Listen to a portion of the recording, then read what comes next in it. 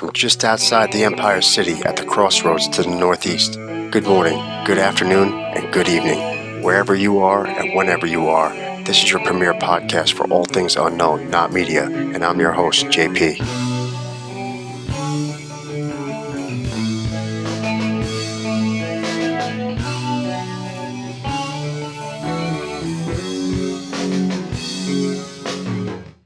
Welcome to Not Media. This is episode 21, and today we have a very special guest. Brad Olsen is the author of 10 books, including 3 in his esoteric series, Modern Esoteric, Future Esoteric, and Beyond Esoteric.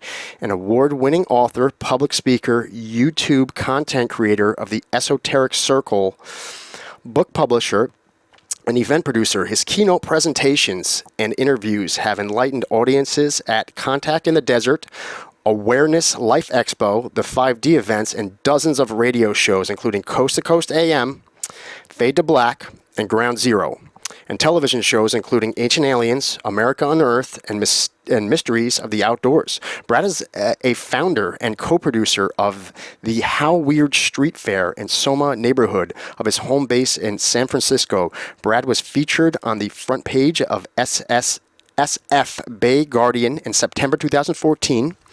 The Chicago native's esoteric writing continues to reach wide audience while he continues breaking ground in alternative journalism, public speaking, illustration, and photography. And I also know, just from other interviews with Brad, you're also a traveler. Welcome to Not Media, Brad. Thank you for taking time out of your busy schedule to speak with me this evening. How you doing? Hey, John, I'm doing just fine. Thanks for having me on Not Media. It's nice to make your acquaintance. Great, and great to have you here. So let's get started. As far as before we get into your book, because I know I did read your book. I think it's the third part of your book from the Esoteric series, the third installation, and I don't know if that's a third and final installation that you've done here. It will be in this particular series of esoteric guides, which are the big picture books and 3 volumes, so a lot of information in those books. Okay. It's also Beyond Esoteric is book 3, but they're all standalone books with Modern Esoteric and Future Esoteric. But my 11th book right now is called Secrets of Antarctica, The Hidden History Below the Ice, but it's also in the Esoteric series. Okay. So it's kind of taking on a couple new books, but in a different marketing style. So this other book, this final book of the series last book of this series has this come out yet? Beyond Esoteric. Yeah, it came out, second edition came out at the beginning of this year. As far as the status of your book about Antarctica, what is the publication date of that? You said that was already out, or that is at the end of this year. Okay, so that's going to be at the end of this year. Oh, so but that's it great. Is available on Amazon for pre-sale already. Oh, wow. Yeah, so I've actually looked into a little bit about that topic. I'm a follower of Coast to Coast and, just podcasts and other venues of similar content to where we're talking about unknown topics, and kind of like how I got into my passion for, or at least the inspiration for, as I started this podcast, Not Media. I like to stay on top of all the strange and interesting things going on in the world, because if anybody doesn't live under a rock and you really start peeling back the layers of the onion, the truth embargo onion, we have quite a bit going on in this world. And as far as mainstream media goes, we're still very, very much on the surface. We've just started to kind of cracked that nut in 2017 with the late 2017 New York Times article about the ATIP program, and that was an article by Leslie Kean. I'm sure you're familiar with that. That kind of, I think to the parties that weren't or aren't involved in this type of research, I think that article kind of broke this into the mainstream. So for anybody else who before December of 2017, anytime you talk about any of these topics, we'll even just kind of throw it out there to anything, but particularly we're talking about UFOs or UAPs in this matter, and the rebranding of the word UFOs to UAPs, and how that's now become like a kind of a mainstream thing where it's not so esoteric or like boxed off into some sort of dark corner in the world of research where you're just laughed at and made fun of for having any interest on matters like this. So I'm sure you've been doing, just from the kind of homework I've done about you, you've been doing your research long before that. So you had to brave the storm of probably years of people, the critics and the naysayers and the skeptics, trying to pour water on your work. And I'm sure it's been that way for a lot of researchers, and even now, but especially before 2017, early to mid 2000s. So Yeah. before we get into anything more about your work, kind of just moving back in your life, I know it says in your bio, it says you're a native of Chicago, and maybe what's some of your background in life and what led you, I know that might be a kind of a complicated question, but as far as like if you could kind of, like I give the example, for example, of how I remember getting into like the unknown, and I talk about how like when I was in sixth grade, I did a book report when I was about 12 years old on the Loch Ness Monster. So like at some level, I don't know, even going back to 12 years old, I've always kind of had an interest for like things like off the beaten paths, and that kind of like shows you that. Like, is there any? And I know my dad was real into science, so maybe that had something to do with it. Was there anything in your life or your background that obviously you're so immersed in this world of like esoteric culture, and after reading your book, Beyond Esoteric, Escaping the Prison Planet, I understand how knowledgeable you are on what's going on around this world. So this definitely just didn't start for you in the past 5 or 10 years. I could see you've probably been involved in this type of research for, I would imagine, at least 2 decades to 3 decades, if not longer. Yeah, that's right. And it's funny you bring up the Loch Ness Monster, because I was very interested in that as a kid too.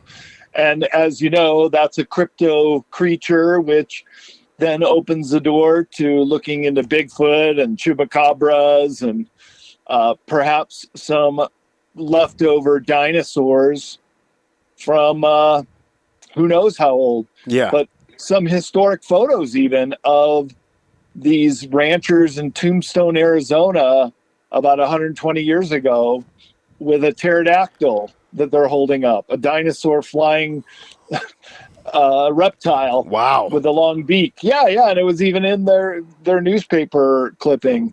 Wow. Just like the story of the Kincaid expedition down the Grand Canyon, Yeah. finding these caves full of Far Eastern goods and mummified bodies. Yeah. So Yeah. but my point is, there are just so many mysteries, and once you start opening that can of worms and peeling the layers off the onion, it keeps going deeper and deeper. Yeah. So, okay, so basically what you're saying is you have a lifelong fascination for these kind of things, and it's Yeah. not maybe not one incident or one person or anything like that that inspired you. It's kind of just in your nature that, to have an inquisitive mind, which is good. I was always Yeah. told, even though, as a youth, I probably got made fun of it more than anything, but I've always asked a lot of questions, and sometimes people find that annoying when someone like shows up and starts giving them 20 questions, and so it's kind of fitting that I'm kind of doing this for a little bit of a hobby now, this podcast. But I was always told that it's a mark of intelligence to ask questions, because you're not necessarily saying that you're just inquiring. Like, well, why? I was told this, and then, like, for example, some of the stuff you just mentioned, like I had Floyd Wills on at one point on my podcast, and he wrote a book about red-haired giants in a Lovelock Cave, like stuff like like something like along the topic of that, and it just poses the question, like, okay, so we were told this about this country, we were told this about our history,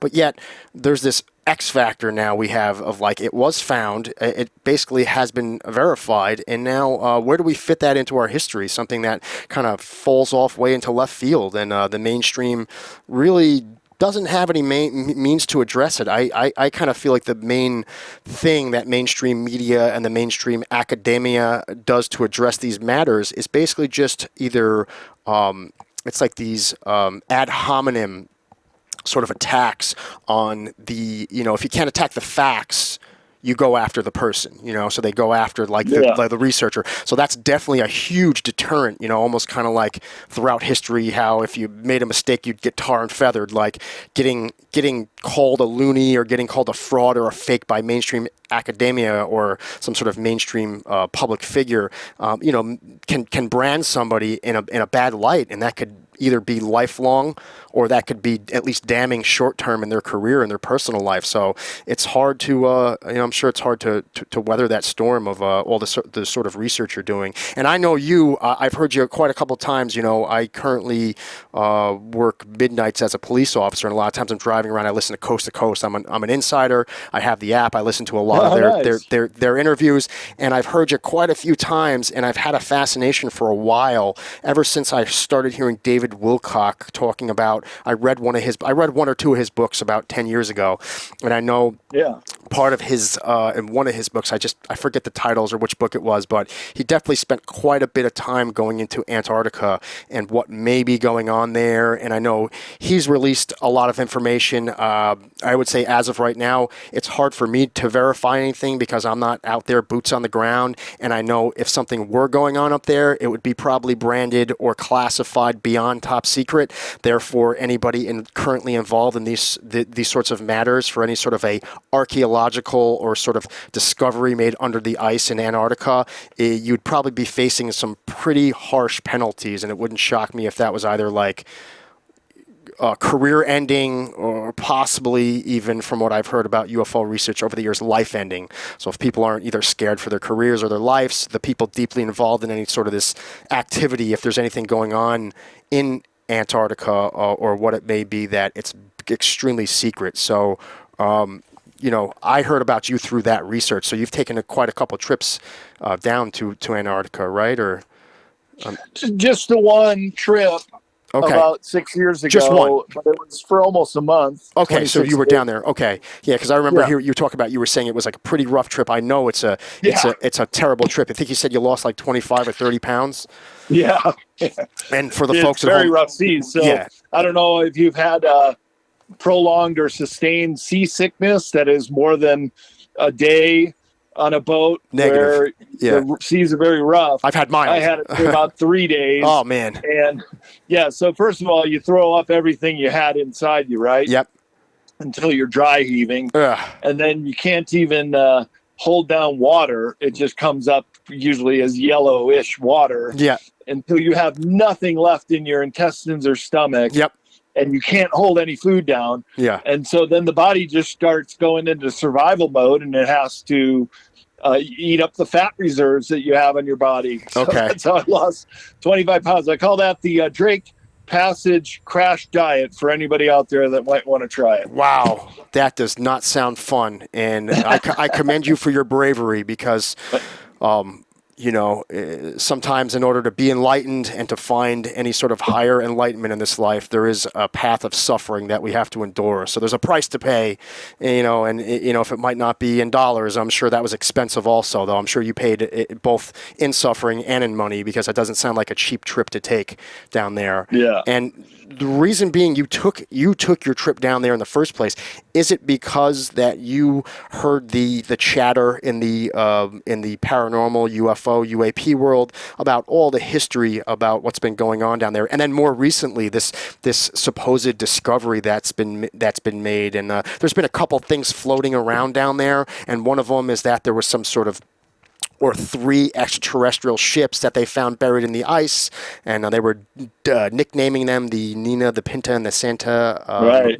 Maria Maria. after Christopher Columbus's ships of his pilgrimage to America.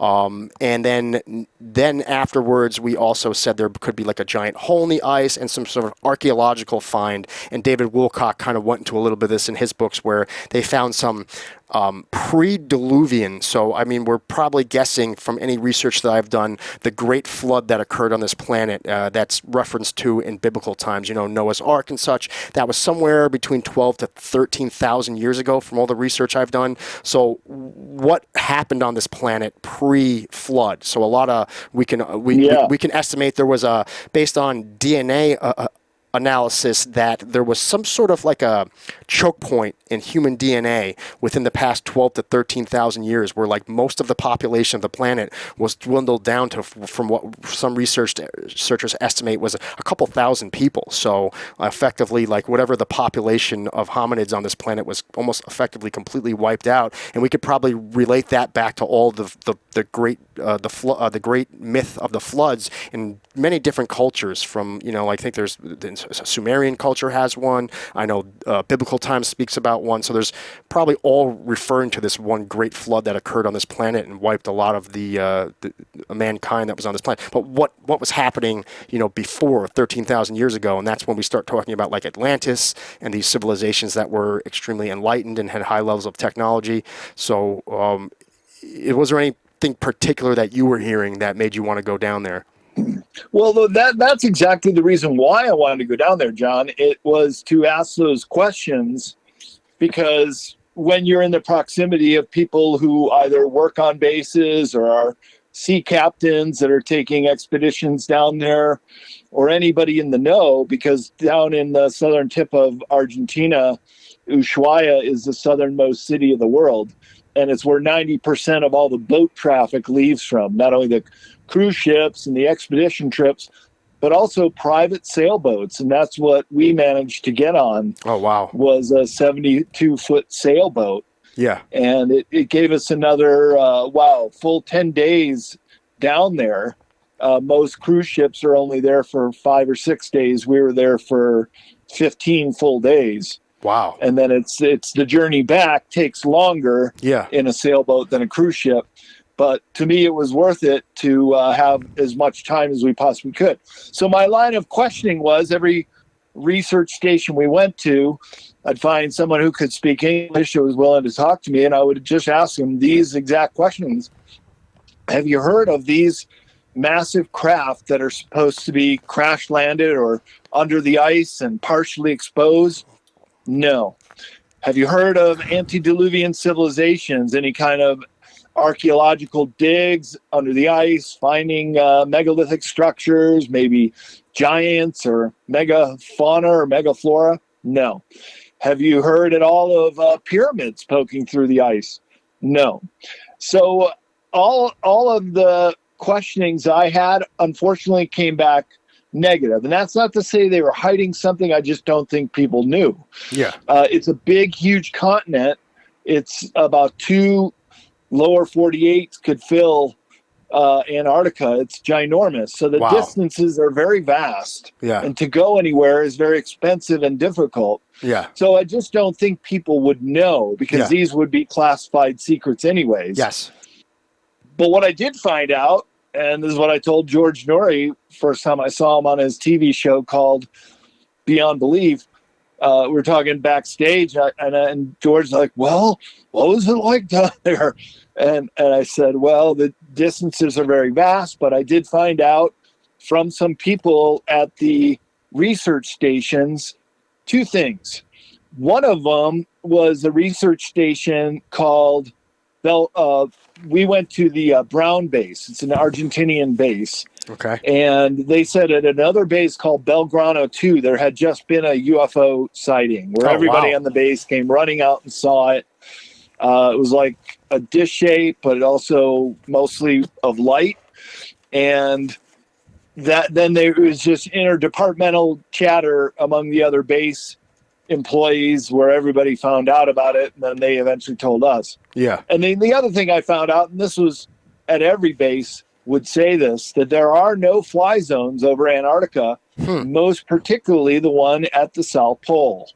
And it is a very strict one. You'd get in a lot of trouble, huge fines, maybe even jailed if you fly over. And it's like, why would you have so much security over this no-fly zone, which is supposedly an air sampling station? Yeah. Well, one of Linda Moulton Howe's whistleblowers named Brian S., who I've actually spoken to on the phone and heard his interviews multiple times with Linda, that they've defied the orders on an emergency evacuation. They needed to get to the Davis base in a hurry, and they defied the orders, thinking it's just an air sampling station. This is somebody's life in the balance. I think we have a good justification for flying over it. And when they did, they saw the massive hole in the ice. Wow. And there was no air sampling station. That's just the cover story for it. Got it. And so this goes all the way back to Admiral Byrd, who was the first aviator to fly over the South Pole in 1928. Yeah. And I have the map of how he flew out of Little America, straight line in, straight line back. But when he got to the South Pole, of course, his readings would indicate that he's flying right over 90 south. And you'd think he would just do a little U-turn and fly back. But instead, he flies 40 or 50 miles out in the triangular shape, surveying something. And so he most likely saw that hole in the ice, but could only just observe it. Wow. So check this. Fast forward to Operation High Jump in 1946, early 47, the very famous military expedition headed by Admiral Byrd. Yeah.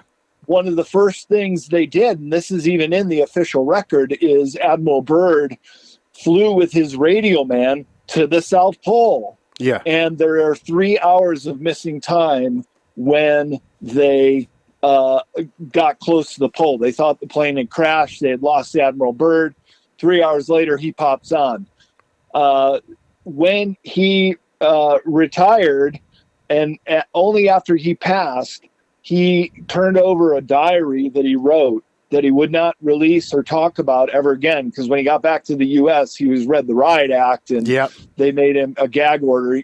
Byrd couldn't talk about it. But in his diary, he talks about flying into this hole, into this other land that was verdant green. There's some kind of way that life can sustain down there, and that's where he saw megaflora, megafauna, in the form of what they identified as a woolly mammoth. It was just him and his radio man.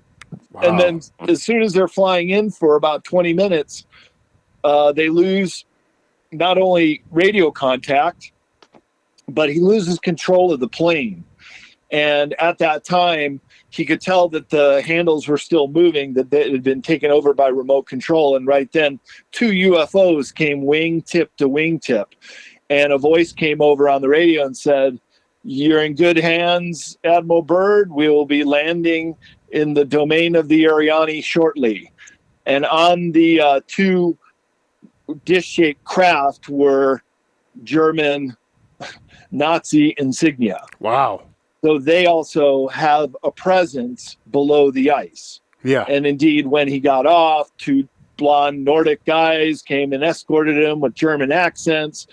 And Admiral Byrd had a meeting with the so-called master, who said, "We don't want you playing around with nuclear bombs. Take this message back to your superiors at the Pentagon and the president." And of course, when he did do that, he got in a lot of trouble because he spoke to a journalist from the El Mercurio newspaper in Chile on their way back. And there's a whole other part of Operation High Jump that was a confrontation with the German Flugelrods, as Admiral Byrd called them at the time. Yeah. And he told the El Mercurio newspaper that we would be confronted with an enemy that had the ability to fly pole to pole at incredible speeds. Yeah. So at this point in late 1946, 47, the Germans had already successfully backward engineered these dish-shaped craft that they had been working on for over a decade in Germany. Yeah. But when they realized the war was over in 43, they had a year and a half to get everything out of there. And they took it to their Antarctica base 211, and then they also took it to a mountain near La Falda, which is in the Cordoba Sierras, near the city of Cordoba in the middle of Argentina. Okay. Where another Nazi base was made, and they were able to continue their work on the Flugelrods, or as they were named the Honeyboo and the Vril and the Andromeda craft. Yeah. So this is the nature of my next book. I guess I just segued in there with all the Oh, wow. Admiral Byrd story, but that's Yeah, where we're at. yeah, that's just fascinating because it sounds like, from what he stated, that he's working hand in hand with some sort of enlightened civilization of people. And as far as we're under the understanding, the Germans, or at least the Nazi Party, was anything but that. They were just, very much bent on destruction, causing inordinate and undescribable amount of suffering on this planet. And then also, so you would, it just kind of boggles the mind. Like, what, was he 100% that these definitely were the Germans? And like, what faction of the Germans were these people? Was it some peaceful party that broke off from the Nazis? Because you would imagine, right? I mean, these were not good people. They were responsible for a lot of bad things. I'm not saying the German people. I'm just saying there was a just like in any corrupt government, most of the time it's not the people that are behind this. It's some sort of very powerful dictator or very powerful military leader that convinces a military to go and start doing bad things to people, and then at that point it's like the people of the country are effectively powerless. They're, if they were to stand up and say anything about it, they would too be targeted. So, at that point it just makes you wonder, like, what faction of the Germans, if this was somehow associated with the Nazi Party or in any sort of way, or some sort of, like, how we talk about now, offshoot, a breakaway civilization. So, like, what exactly is going on right now? Everything with Wilcock and Corey Good and this Richard Dolan. They talk about this breakaway space warden secret space program. Like, at what point, and who exactly are the string pullers of these organizations, and how exactly do they rope back into the power structure that we know about, at least on the books, as far as the Department of Defense, and who exactly are behind these power structures. So it makes you kind of wonder, like, are they good? Are they bad? Are they indifferent? Do they have the best interest of humankind and they're on their radar scopes? I also wanted to ask you about, did you hear about the I don't know if this was more just like internet chatter, or if there was any truth to this, because I wouldn't like to say that there's truth to it unless I did my homework and knew for a fact that this occurred. But I did hear a lot of chatter about some sort of like a Fitbit data dump, and some Fitbit watches were hacked somewhere in the past 10 years, and it put this large group of people, unknown names and pedigrees of who these people were, but just the data spoke about these Fitbit devices and watches people were wearing, went down somewhere to the Antarctica and walked around some sort of large circle in a certain area of Antarctica, and it was like an inordinate... I know all about that. Oh, so that's the truth? So there was... Well, that did happen, but it's probably not what you think. Okay. That it is. It was a Fitbit data dump that got hacked into. Of course, that's private information to most people. Yeah. And when the media picked it up, because it affected a lot of people, they were highlighting that the soldiers in Afghanistan, where we had troops at the time, they were now could be targeted by the Taliban because they would go out jogging outside the Kandahar base. Oh, wow. So that's what the media focused on. But I thought the bigger story was this, and you're right, they were walking in a not quite circular, more rectangular, or really more trapezoidal shape. Yeah. But here's a dozen people which are leaving a forward base. I know exactly where it was. It was on the Union Glacier, which is a forward base for Antarctica logistics expeditions and other groups, because they can land on Union Glacier and then they have a camp. So sometimes they have to wait for weather to clear to go climb Mount Vincent Massif, the tallest mountain in Antarctica, or go to the South Pole, or go beyond there. But I asked the guy the logistics about that incident. He goes, "Oh yeah, we know about the Fitbit." And I said, "What were they doing?" Because they left your forward base, they went a couple miles, and then they were doing this trapezoidal shape, about 20 or 30 of them. He's like, yeah. We were doing a triathlon because we had some time to kill. And Ah. there were a bunch of athletes that wanted to climb the mountain. They need something to do. So Oh. sometimes there's a simple explanation to it. Yeah. Wow. So that's interesting that I asked that, and that you were actually able to clear that up. Just like, Yeah. like people who are skeptics about UFO research, they'll try to take any one case and try to rip it apart in at least some manner or fashion where they could plant the seed of doubt in people's minds, and then they'll say, well, that was dismissed, so all the information must be wrong. So if we can just dismiss one, then it all must be wrong. Like, like I remember, for example, like, I don't know if you know when that information was released from Mexico in 2004 with those jets that were supposed to be catching drug runners off in Mexico, and they caught these 13 or whatever dozen objects or so, 13, 14 objects flying, these lighted objects that were only visible on FLIR camera. And they actually released the camera showing these objects, saying, hey, these are trained pilots. These objects were not visible to the naked eye, but yet here they are on camera tracking these drug jets. And these are unknown flying objects, basically UAPs. And people were coming out, and there's like everybody was getting like this notoriety for saying, hey, I'm a internet sleuth, and I believe they were oil drills that were burning, burning on the water, and that's what these people were seeing. They didn't understand that they were just looking off and seeing these oil rigs burning, and it was an oil fire, and everybody tries to find the one little fraction of a seed of doubt. It's almost like convincing a jury, if they can, somebody is not going to get charged with murder if you could just plant the seed of doubt in one juror's head, because it has to be a unanimous juror all across the board to get like a murder one case. So if you can just plant a little fraction of a seed of doubt in one juror's mind to the point they're like, I just can't get behind it. It's kind of like the same way with UFO research. If they could,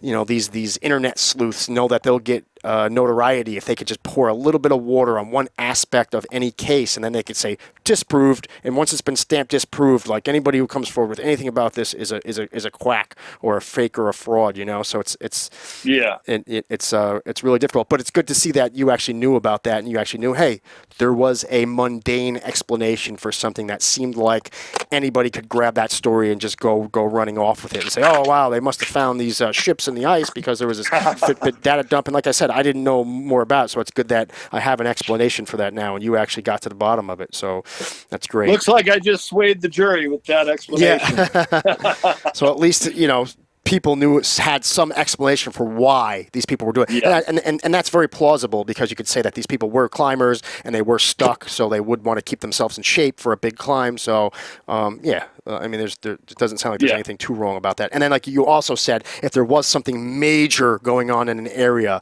whatever seems like it's the areas of particular interest, they seem to be classified areas. Like they wouldn't just let a bunch of mountain climbers walk off into a classified area, like you had mentioned, there was, two women who were doing some sort of cross-country trek. They were turned around by the military at some point. Is That's what I heard in Nexus magazine. Okay. I read about that account, and I think it was pretty popular news item at the time. But this probably about 15 years now, or 20 years ago. But they were doing this cross Antarctica trip. Basically just got dropped off at point A, but they were being monitored. They had radios in case something happened. Okay. And then I don't know if they veered off course, or they were going maybe towards this no-fly zone, but all of a sudden these helicopters came down and just landed right in front of them. Said, you're not going any farther. So what are you talking about? We got our permits. We're legal. Yeah. They didn't give an explanation, but they would not let them proceed further. And they wouldn't let them go anywhere except onto the helicopter and leave. Yeah. And eventually the women had to acquiesce. Yeah. So there are weird stuff like that goes on that you hear about, that there are some things that are obviously still being hidden down there. Begs the question. Yeah, I always say that about, I use the example of what is purported to be the Dulce base, or where it may be.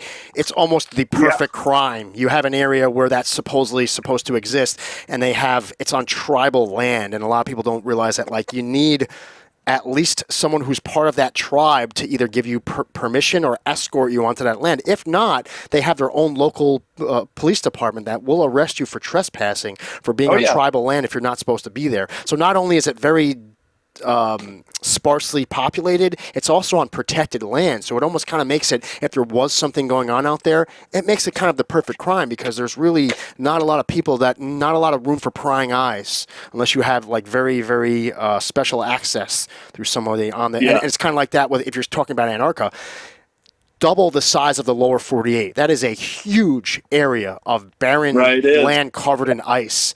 And not only is that almost virtually impossible to navigate across if you didn't have some very, very special access or very special training.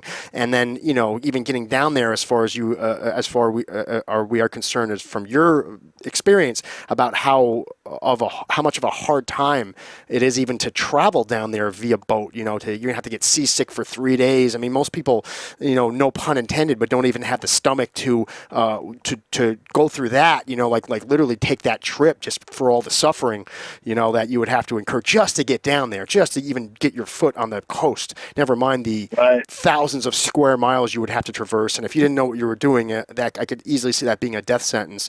So it's like, because it's just, you would just not be able to survive if you weren't properly prepared to handle something like that. So it almost seems to be, if there is something going on down there, for someone who's been down there, the perfect crime, because it's in the middle of nowhere, very, very limited access, very highly specialized skill set you would need to survive out there, even if you could make it down there. And then even on top of that, if you checked all those boxes off for at least this story, this anecdotal story, that they had permits, they had the training, they had the means and the want and the need, and they were still stopped. So once you get out there, once you get all your skill set together, and once you get 200 square miles into this country, you get turned around by the military, and they're not going to give you a reason. Just turn the other way and go, or else you're violating some sort of trespass, and then we'll lock you up, and you'll face some sort of charges for going against these orders. So it almost seems to be, it almost virtually seems to be impossible with whatever power structure currently exists down there to get access to this. So it leaves a lot of room for speculation for internet sleuths, but I commend you for your bravery, for at least taking a crack at it, because that is more than most people could say, because it's just, even to get down there seems to be an extremely harsh and brave thing to do. So getting into your book, this book seemed to be, and this book I'm talking about is beyond esoteric. I'm looking forward to actually reading your book about Antarctica. So I'm looking forward to that at the end of the year. Maybe at some point I could have you back on after I read that book. But I thought this was a great book. And there was just so much to cover, and then obviously in the time that we have left, in the approximately 20-25 minutes we have left, we're not going to be able to get into it all, but just some of the big topics. You just basically went into the lies that were being told. And I know Stephen Bassett, I've known him. I've done. I did a fundraiser at one point where I donated a guitar to him about 15 years ago. Cool. I've had him on my podcast, and he invited me down when I went down to the Washington hearing in 2013. I was down there, so I got to watch some of the 1 or 2 days there, and I got to say hi to Stephen. And his motto for the Paradigm Research Group, I know, is, it's not about the lights in the sky, it's about the lies on the ground. And that is the truth, because it's really not at this point. We've had enough people, we've had enough witnesses, enough credible witnesses to talk about what's been going on. And this is, if we're still on a very surface level of what's going on with the even this UAP task force or whatever, what have you, we're still kind of on a public level, hey, these things exist. When David Grush came forward and said we actually have biologics, there was this huge push for this UFO Disclosure Act to release all of that through, 2 members of the Senate. And what we had was blowback from the Department of Defense, or at least military contractors in the jurisdiction of one of these representatives. They tried to shoot down a big aspect of that UFO Disclosure Act, where they were talking about if they did have any sort of biologics or hard material from any of these UAPs that have been downed or had crashed in their possession, that they're to report them to this committee. And they said that they don't have to do that. So it was struck off of that act, which was a big hit to like whatever UFO disclosure. But here we are. We're just talking about 2025 on a mainstream level. That yes, there's these things we know they're unknown, but we don't know what they are. And I think anybody who's really done the homework knows that we know, or at least segment of the population, very well protected, knows what some of these things are. Maybe not 100% where they're from or exactly what what the backstory on some of them are, but at least they know that there's non-human intelligence here. There's non-human biologics, non-human hardware has either crashed, has been downed, and very possibly, according to whistleblowers, some of these EBEs or extraterrestrial biological entities have been taken alive and held on very secretive military bases. So you start your book off, you get into at least your code of ethics on how to move forward, to be honest, have integrity, be responsible, tell the truth, give credit to where it's due, be courteous, have respect, have trust and be trustworthy, be harmonious, and don't change who you are to please others, which are great pillars of how to move forward as a person, even with all these lies and the average person's small ability to make any huge difference on any of this. But you talk about a lot of these things going on the planet, and it's just it's such a wide girth of kind of like what you cover in this book, everything from the all these alphabet super agencies basically owning the media, the CIA at least, and then all sorts of things, from Operation Mockingbird, where this was the CIA infiltrating the media, to the OSS becoming the CIA after Roswell, the whole thing about Admiral Byrd that you just mentioned. And then, you get into a lot of other lesser known things, like monatomic gold and how it could help humans live past 120 years, and our fascination from humankind with gold, and, how what's going on today, how fascism ever comes to America, it will be in the form of liberalism. And that's a quote from 1975 with Reagan. And we've seen a lot of these really far, almost extremist groups in the past couple of years that have been on more of the liberal side, but almost so liberal to the point where, it's kind of been very dogmatic about like the approach of what exactly we're being told and what we should listen to. Is there anything particularly, just because the book just covers so much, Agenda 21 and mass depopulation, that you'd want to speak about your book, and that you feel is more important? Yeah, well, you mentioned the lights in the sky. I think you have a very sophisticated audience, John. I think everybody knows at this point that we have been visited, and that there are multiple species with incredible technology and abilities to communicate telepathically, for example, but also to be able to fly these great distances. Or perhaps some of them are here. Perhaps some of them are interterrestrials, and they've come from ET bases that have been kept hidden for quite a long time. Remember, we don't even know what's under the ice in Antarctica. We don't even know what's in the deepest depths of the ocean. So There's a lot of places to hide on this planet. And you mentioned Dulce earlier, and that could be a legacy ET base from a very long time ago. And so they have their own agenda. They're a service to self. And I would propose that they're responsible for the human abductions and animal mutilations. Yeah. So those are the lights in the sky, but you bring up a good point. It's also about the lies on the ground. And then you have to ask yourself, why has there been such a concerted effort to keep this discussion, this narrative, this evidence from getting to all the average people? There is clearly some kind of an agenda of the humans, of the intelligence services, of the governments of the world and the militaries of the world, to keep all of this under wraps. And it's probably because they're backward engineering it. They want to get this technology too, but also because the whole concept of humans being abducted by a malevolent ET race is not so palatable to the average citizen. And they would then accuse their government of not protecting them or allowing this to happen. So I think the governments of the world who have kept this secrecy for so long have painted themselves into a corner. Yeah. And they don't know how to get out of it. Because once they do, that's going to be one of the first or second questions, is not only who are these entities and what are they doing here, but how did they get here? So then we're talking about anti-gravitics and zero point energy and free energy for that matter. Yeah. And there are huge vested interests on this planet that do not want to go over to free energy. I mean, energy is the number one industry on this planet. So why would those billionaires want to introduce free energy?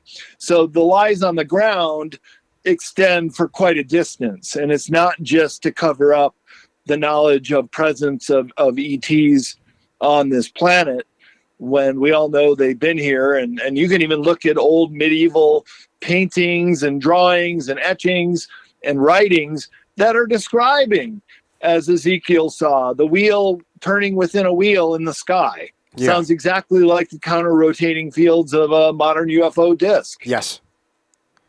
So that is definitely interesting, and the fact that we've seen this going on, and like you said, even in biblical times, going on as far back as written in the Bible, that people have been seeing these. So if they've been seeing them, you could almost go back. That's as far as we have, or what a large part of our population looks to far as our history and what was going on during biblical times. I use that as a reference point. If it was going on down then, how much before was it actually going on? You got into the whole aspect of the Anunnaki and the fact that, Zechariah Sitchin, his theory based on translating the scripts from the Sumerians. He speaks about how our DNA has been tinkered with over thousands of years in the past, and originally we were. I guess we were used to mine gold, or some sort of a slave race to mine gold. I know that's a very controversial topic, but you brought forward some information about monatomic gold and maybe monatomic elements and how they could assist the body to operate, I guess, on a higher vibrational level. I know I kind of looked into a little bit of that after reading your book, and there's definitely a cool culture of people. They even have it available off of, like, you can go at eBay or Amazon. You can buy these supplements, and I don't know. I do meditation, but I can't really speak as far as much as how effective taking monatomic gold as a supplement, if that actually changes anything about somebody's whatever they call chakra or aura or anything associated with meditation and trying to increase your level of spiritualism. But you definitely speak about that there's been some evidence or some documentation that people have been. Why such the fascination with gold exactly? Right. And if you look into these translated whatever it was translated from slabs or whatever, Zechariah Sitchin translated these texts from the Sumerians, how they talk about this, pretty descriptive history about how humans were modified, or the DNA of humans were modified, going back. So if we're talking, and via other whistleblowers, I know I talk about, one of the whistleblowers that came forward with the Dulce base that Anthony Sanchez had written a book on.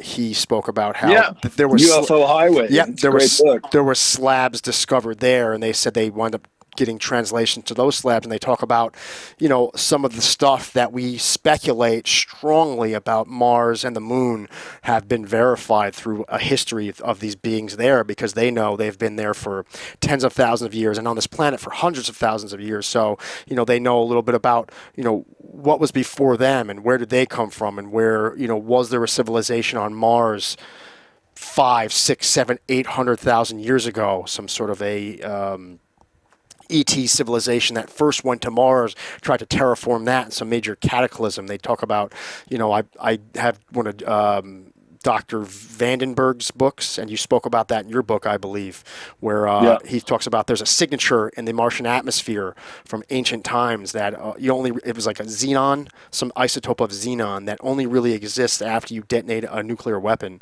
And there's really no reason for that to have to be in the Martian atmosphere. So it shows some type of atomic cataclysm that occurred there in the ancient past of Mars. So I know there's been a lot of research on that also. So it begs the question. And kind of I like your quote you had in your book. This kind of stood out to me. Philosopher Gavin Nascimento stated that the illiterate of the 21st century is not those who cannot read or write. It's those who cannot unlearn the lies they have been conditioned to believe. And I've said that before a few times.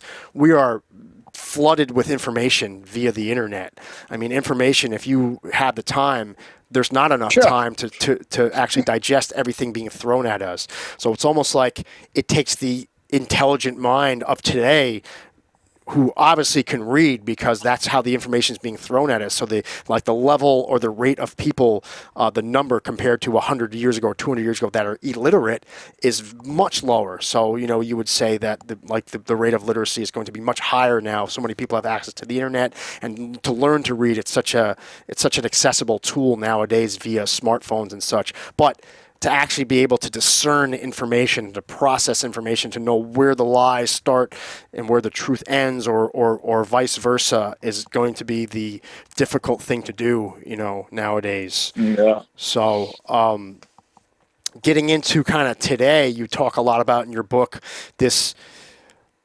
obscene imbalance of power, and how the feudalism structures where you had monarchs, they're likened to central bankers. The landed gentry are likened to big bankers. The clergy of the former days are now the corporate elite, and the royal ministers of the former days are the elected officials, the vassals, the top professionals, and then the common people. And it's not much different today than it was back then, where you said something like 185 million Americans, and I'd probably be grouped into that segment of America, owns approximately what you said 400 of the top business officials in this country own more wealth than the bottom part of the 185 other million Americans, or 185 other million Americans combined. That's just an obscene amount of wealth.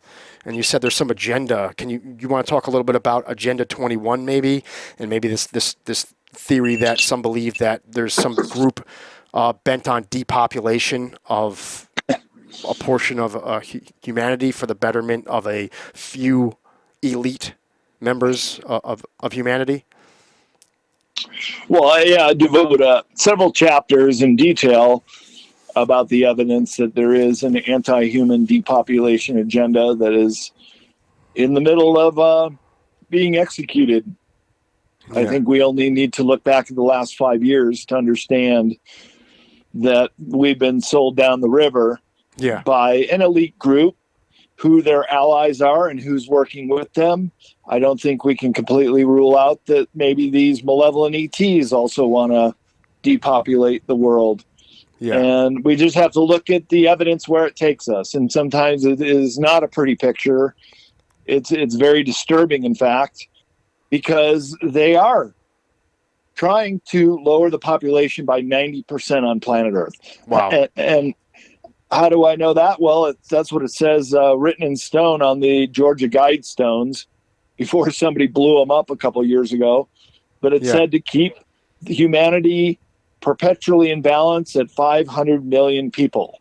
Well, last I checked, there were 8 billion of us. So where do the other 90% go? Yeah. They would just rather them go away. And who is they? Well, that is the big question. And that's what I devote many chapters in Beyond Esoteric. In fact, all 3 of the esoteric guides go into this secret government, this hidden hand, this invisible master, this deep state, this cabal, the Illuminati, all these different names, but talking about the same basic group of there's not many of them either. The Committee of 300, that could tell you how many there are in Britain. Yeah. The top families, the top elite, the money managers, those that control it all. In my book, Future Esoteric, I outline a study that was done by the Swiss, who said, all right, well, we can't make sense of who owns the world, so let's just follow the money. Yeah. And that's the old journalist saying, if you Yeah. can't make sense of the story, follow the money. And they did that. And they found it went to 146 very wealthy families and or individuals, which control, as you said just a moment ago, the lion's share of all the assets, the stocks, the property, the bonds, even the Federal Reserve. Our Federal Reserve is owned by private bankers, Wow. as are all the central banks around the world. Yeah. The axis of evil, as we were told 25 years ago, those were the countries that did not have a central bank. Okay. And so therefore they were the enemy. And we saw what happened to Gaddafi in Libya. That was one of the seven. We saw what happened to Saddam Hussein of Iraq. That was one of the seven. Still on the list are, well, Syria, they got rid of Assad. Iran. Iran is basically the last real holdout threat to this new world order, which is then to control the money supply God. entirely. And they cannot even have one rogue nation that is using a gold standard. That was what Gaddafi was proposing in Libya right before they sent the jackals to kill him. Yeah. Put his dinar on the gold standard. And look, as even a basic trader can understand, if you put one currency backed by gold, every single currency trader would flock to it, even if it's a basket case country like Zimbabwe. Yeah. They would, because you could convert to gold. Yeah. And no other currency does that. No other currency can do that. Yeah. Either they all do it or none of them do it. So every time one of them stands up and says, well, this is what we're going to do, the CIA and the hitmen, the wet works, the jackals, they go after them, they get rid of them. If you want to know more about this whole side of the story, check out the book by John Perkins called Confessions of an Economic Hitman. Okay. And he'll tell you exactly how they do it. Okay. Is this why the Federal Reserve Act of December 1913 was such a bad idea? Because it took idea. It took the United States off the gold standard, which is Right. most people, or if most people don't know, prior to that point, every dollar in the United States was backed. I believe it's Fort Knox where they stored all the gold in the United States. That was like one of the main and places. it's also backed by silver. But that didn't happen until Nixon, the Nixon shock, when he took the dollar off of being convertible to gold. See, one of the bargaining chips that the Federal Reserve had was, look, we're still going to make it convertible to silver or gold, but you still use these paper notes. Yeah. And then when Nixon took us off the gold standard in, was it 72, that then it was just a fiat currency note. And Yeah. so what a fiat currency is, just our faith and belief that this piece of paper holds value. Yeah. Wow. And if we lose that belief, that piece of paper is worth about as much as toilet paper. Yeah. Yep. 100%. I was just meeting with a buddy of mine last night, and one of the things we spoke about was that how over the decades, how the average American salary, relatively speaking, hasn't gone up equally with the amount of inflation. And you're going to get, at some level, you're going to get inflation, if there is more money being put into,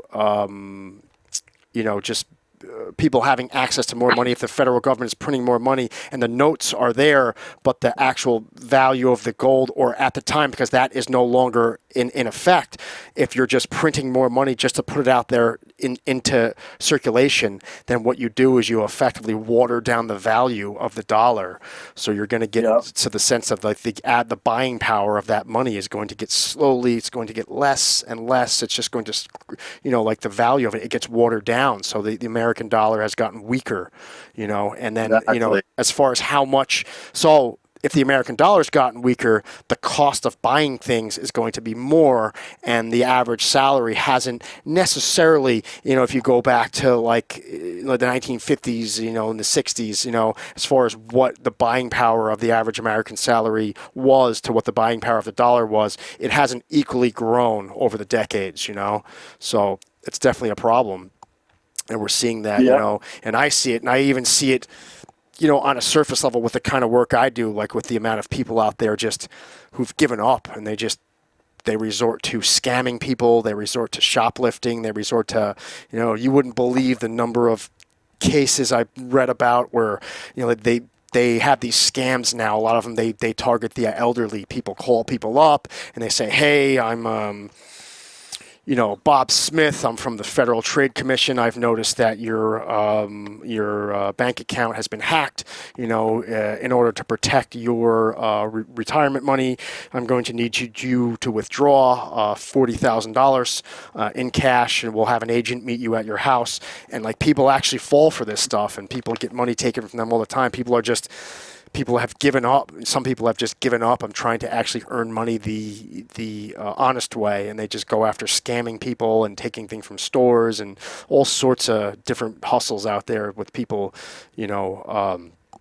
trying to cheat mostly the common man, the people on the bottom side of that 185 million, who've worked their whole lives hard, their whole lives to earn their money. These are the people that are targeted, So, it's just really sad. But being that there was just such a wide area of knowledge covered in this book, and even for somebody like myself that, just from even getting into the history of Pauline Pierce, which is the one of the mother of the mother of Barbara Bush, and the links to the Bush family. You're saying that Prescott Bush had ties to Hitler and Pierce had ties to Aleister Crowley. Just so many things that, Big Brother and the Patriot Act, and how Eric Snowden kind of blew the whistle on how some of us were getting violated beyond what the act originally said they were going to do, and then he was branded as the enemy for it. Just all these things going on around the planet. Even for somebody like myself, it's overwhelming. Everybody's out there, and if you do fall into that group of the average American right now, you're just trying to get by in life. You're trying to pay your bills. You're trying to keep your family safe and happy. These are the priorities of most Americans, and most of them are struggling even at that, when not having a ton of money saved up in their account if any sort of emergency happens. So a lot of people, I feel like they don't have the capacity to be like, and even somebody for myself who has a strong interest in this topic and likes to dive into it, likes to read books like yours, and even other books of a similar nature of topics. It just seems to be overwhelming, and with so many topics covered, where do you even start? And even for someone like myself, I kind of have an idea of how to, support this kind of research and to, support the 10 pillars of, faith that you had listed in your book to be a good person. But do you have any advice to leave people off with, being such a nebulous sort of situation that we're in right now, where there's just so many angles of this octopus that is, has its tentacles everywhere and all sorts of different facets of life. Most people will just, fold on this card game because they don't know where to start, or they don't even know how to tackle it. So they'd rather just keep their heads buried in the sands more than likely, because it's just hard to, once you try to get into how to actually navigate through making this world a better place and then having some of this information. Where do you start? Do you have any advice for anybody at home? How could you get involved, or, at least somewhere to start for the average person? Well, good place to start is to read the 3 books in the Esoteric series. Okay. And they're all available on Amazon, Brad Olsen, or you can go to cccpublishing.com. That's my website. If you want a signed copy, they go through my office, and you'll see we publish a lot of other great authors like Leo Lion-Zagami, who's doing a whole bunch of interviews now on InfoWars and all over the place because the Pope died. He wrote the book, The Last Pope. I wrote the foreword to that. And you got Michael Jaco, huge podcaster, a couple of his books, and Laura Eisenhower. Her new book just came out with CCC Publishing. So that's a place to start, is go to places you can trust. And I'm beholden to no one. I'm an independent publisher with national distribution, and they don't question what books that I decide to publish. So Good. All of that is, completely no censorship, no hidden agenda, just the truth. That's what I'm all about. And that's what people need to understand. You can't be part of the solution if you're part of the problem. That is, you have to be absolutely honest and objective and follow the story where it takes you.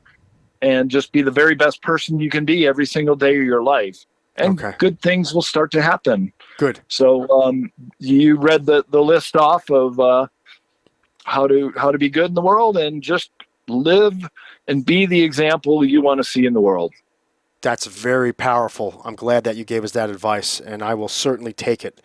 I have heard of Laura Eisenhower before. Recently, I watched, I think his name was Chris Hansen. I watched some sort of documentary on Dulce, and he was like a retired FBI agent, and she had a little clip on there where she was actually, I think her grandfather was President Eisenhower. And is this the same? Is this the same person that we're speaking of, Laura Eisenhower? Yep, that's right. Okay, Exactly. and she was actually gone. She had actually gone on the record for stating that, as far as she is concerned, and all of her links and any access to information she has, she believes that the Dulce base is a real base. So that's coming from the granddaughter of a president of this country. That she believes that Dulce is actually a real facility for all the information that's out there about it. And then, as far as what people might try to say it's real or not real, but that just kind of gives you an idea for that it certainly may be real. And I certainly appreciate you coming on this podcast. I certainly appreciate you also giving us all those great recommendations. I hope everybody at home checks Brad's books out, checks his website out, and gets themselves in the loop, if they're not already somewhat in the loop, of how to stay being a good person, and how to keep on with this sort of research so you can be informed. I think an informed mind is a powerful mind. So I wish everybody the best. I also wish you the best, Brad. Thank you. I'm looking forward to reading your book on Antarctica and the history of that, also coming at the end of this year. Maybe I can have you back on. And again, I appreciate you coming on this evening. All right. Hey, that sounds great. Love to be back on with you, John. And thanks for having me on. Great discussion here today. And yeah, let's pick it up again. We'll go in a deep dive of Antarctica when the new book comes out. Great. Again, you have a nice evening, Brad. Thanks again. Stay well. You too. Thank you all for listening to this episode, and thank you everyone who has chosen a life of service. This is not just military, fire, police, and EMS, but also anyone who has taken their talents and passions and used them for the service and betterment of others and this world. I'm not saying goodbye. I'm saying until next time. This is your host, @NotMedia, JP, signing off. Stay well, everyone.